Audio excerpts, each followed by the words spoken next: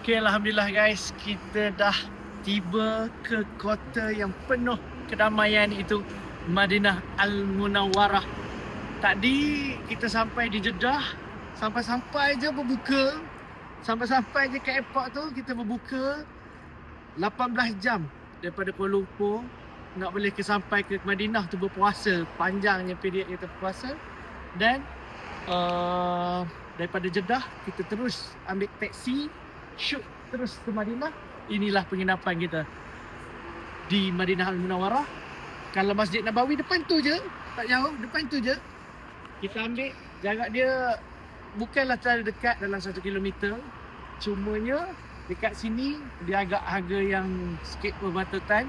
Dan kalau nak ambil pun, kalau kita nak pergi ke masjid pun, tak sampai 10 riyal pun taksi. Boleh naik satu kereta pergi ke Masjid Nabawi sallallahu alaihi wasallam. Jumpa anda di kota suci Madinah dan jumpa anda di Masjid Nabawi. Assalamualaikum.